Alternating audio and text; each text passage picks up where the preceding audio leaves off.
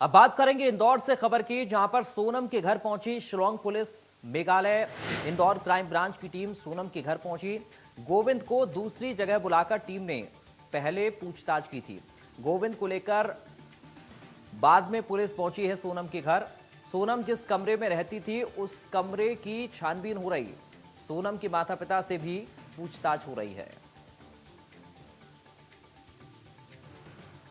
सोनम के माता पिता से भी पूछताछ हो रही है, गोविंद से भी पूछताछ की है शिलांग पुलिस ने।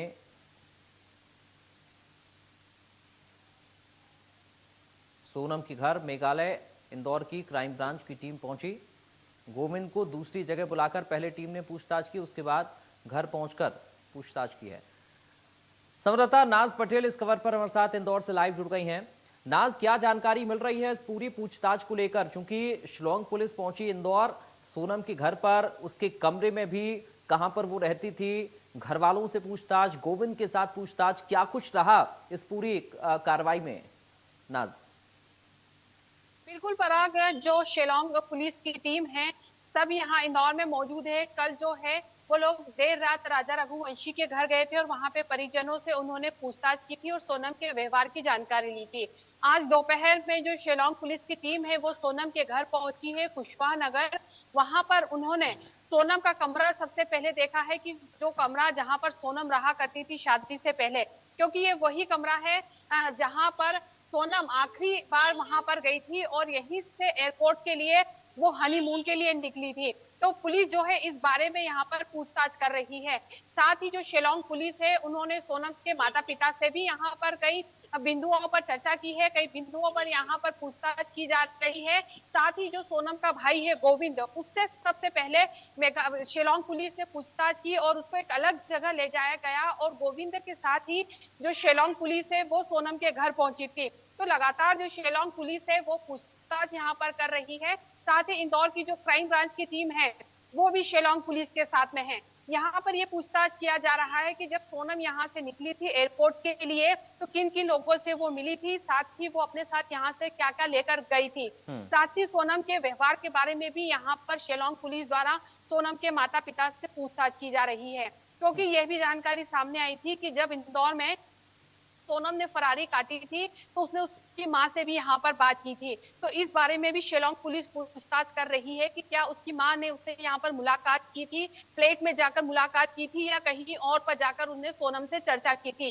तो तमाम ऐसे बिंदु हैं जिसको लेकर से जो मेघालय पुलिस है वो यहाँ पर अभी चर्चा कर रही है। साथ ही साथ बीती रात जो शिलांग पुलिस है वो लोग वहां पर भी गए थे, फ्लैट में जो देवास नाका स्थित है जहां पर सोनम ने फरारी काटी थी वहां पर भी उन्होंने पूरे फ्लैट की यहाँ पर जांच की है और हर चीज को उन्होंने देखा है और आसपास के लोगों से भी उन्होंने थोड़ी बहुत यहाँ पर चर्चा की है। हालांकि मीडिया ने काफी यहाँ पर प्रयास किए हैं कि शिलांग पुलिस से बातचीत हो जाए कि आखिरकार पूछताछ में क्या निकल रहा है। कोई अहम बिंदु अभी निकला है कि सोनम ने आखिरकार राजा रघुवंशी की हत्या क्यों की थी, लेकिन मीडिया जी से पूरी तरह से अभी दूरी बना के रखी है। शिलांग पुलिस का कहना है कि जो भी इस बारे में जानकारी दी जाएगी वो मेघालय या शिलांग पुलिस के मेघालय या शिलांग पहुंचने के बाद ही दी जाएगी। लेकिन पराग, जिस तरह से यहाँ पर पूछताछ की जा रही है इससे निश्चित ही और भी इस साजिश के खुलासा होना अभी बाकी है। साथ ही अभी हमें एक सूत्रों से यह भी जानकारी मिली है कि सोनम कोई संजय वर्मा नामक व्यक्ति से लगातार यहाँ पर बात करती थी, सगाई हो गई थी उसके बाद भी वो बात करती थी। 1 से लेकर 1.5 घंटा वो लगातार ही बात करती थी। उसकी कुछ जो कॉल डिटेल है वो भी सामने आई है। जल्दी ही हम इंडिया न्यूज के दर्शकों को वो सारी चीज भी बताएंगे, सारी चीज भी दिखाएंगे कि किससे वो इतने घंटे यहाँ पर बात करती थी। अब ये मिस्ट्री मैन भी यहाँ पर आ गए हैं कि आखिर ये संजय वर्मा है कौन। और अगर हम ज्योतिषी एंगल भी देखें पराग, तो जो ज्योतिषी है अजय दुबे, उन्होंने साफ तौर से कहा था कि इस पूरे मामले में अभी 3-4 व्यक्तियों का आना और अभी बाकी है। और जी पुलिस ने भी इस बात की जानकारी दी है कि इस हत्याकांड में और भी व्यक्ति शामिल हो सकते हैं और एक महिला का भी यहाँ पर अनुमान लगाया गया है। तो संभवतः जल्द ही जिस तरह से पुलिस पूछताछ कर रही है तो इस पूरे हत्याकांड का खुलासा होगा और कौन मास्टरमाइंड है और इस पूरे हत्याकांड में इसका राज भी जल्द ही खुलेगा। पराग नाज, हम देख रहे हैं कि जैसे जैसे जांच आगे बढ़ रही है वैसे वैसे नई नई चीजें इसमें जुड़ती जा रही हैं जो आप बता रही हैं, और हमें लगता है कि थोड़ा सा इंतजार चूंकि करना होगा कि जांच में क्या निकलकर सामने आया, पूछताछ में क्या हुआ, रूम में कुछ मिला या नहीं मिला पुलिस को, इसके लिए तो थोड़ा सा इंतजार हम करेंगे ही, अपने दर्शकों को बताएंगे भी। लेकिन दो चीज़ों पर नाज मैं आपसे पूछना चाह रहा हूँ। एक तो ये कि क्या सोनम की माँ से उसकी मुलाकात हुई थी फरारी के दौरान, इस बात में कितनी सच्चाई है, हुई थी या नहीं हुई थी, क्या ये स्पष्ट हो पाया है? और दूसरा ये कि गोविंद से अलग से पहले पूछताछ की है पुलिस ने और उसके बाद घर पर पुलिस गई है, तो गोविंद से अलग से पूछताछ करने का मतलब क्या है?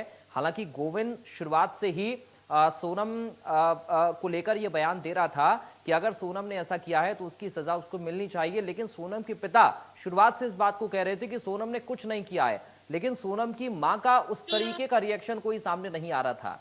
इन दोनों पहलुओं पर कितनी जानकारी मिल पाई है नाज? जी, बिल्कुल पराग, जब ये पूरे हत्याकांड का खुलासा हुआ और इसमें सोनम का नाम जब सामने आया, तो इसकी जो परिजन है सोनम के, उन्होंने मीडिया से फिलहाल दूरी बना के रखी थी, कोई भी वो लोग चर्चा नहीं कर रहे थे, कोई भी बात नहीं कर रहे थे।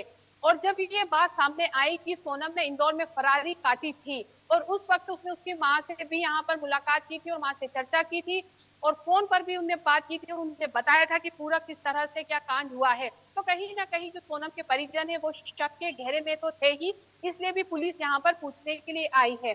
मेघालय में जो एसआईटी है, उन्होंने साफ तौर से कहा था कि वो इस पूरे मामले को लेकर गोविंद से भी पूछताछ करेंगे और उन्होंने गोविंद को मेघालय भी पूछताछ के लिए बुलाया है। अभी यहाँ पे शिलोंग की टीम है, तो उन्होंने अलग से पहले चर्चा करी है। देखिए, पूछताछ का ये तरीका होता है परा की, जब यही कोई दो क्वेश्चन अगर अगर कई तरह के क्वेश्चन वो सोनम के माता पिता से करते हैं जो उन्होंने गोविंद से किए हैं, अगर क्रॉस क्वेश्चन में अलग अलग जवाब मिलते हैं तो निश्चित ही जो परिजन है वो शक के दायरे में आते हैं, क्योंकि गोविंद जब सोनम गायब हुई थी शिलोंग से, तब वो वहीं पर रहा था, करीब 15 दिन वो रहा था और लगातार उसने ये कहा था कि संभवतः जो सोनम है उसको बांग्लादेश में भेज दिया गया है। और कई तरह के उसने बयान दिए थे कि यहाँ पर पुलिस उन लोगों की सहायता नहीं कर रही है और कोई सुनवाई नहीं हो रही है। तो 15 दिन गोविंद कहाँ कहाँ रहा शिलोंग में, साथ ही क्या उसका कभी कोई कनेक्शन रहा इस 15 दिन में सोनम से? जब सोनम गाजीपुर में यहाँ पर मिली तो सबसे पहले उसने गोविंद को ही कॉल किया था। ये तो ऐसे कई तमाम सवाल हैं जिसको लेकर पुलिस ने पहले पूछताछ की है और भी कई अन्य सवाल होंगे। उसके बाद जब सोनम के माता से पिता से पूछा होगा और उन सवालों का जवाब अगर एक दूसरे से मैच नहीं हुआ होगा तो निश्चित ऐसे में सोनम के माता पिता तो घेरे में है ही, साथ ही गोविंद भी घेरे में आने की संभावना है। बहुत और जो शुक्रिया बात हुई थी नाज, माँ से, आपका तमाम जानकारी और इस पूरी बातचीत के लिए। तो नाज पटेल हमारी संवाददाता जानकारी इंदौर से देखिए पहुंचा रही थी और उन्होंने बताया कि किस तरह से शिलोंग पुलिस अब अपनी जांच को और तेजी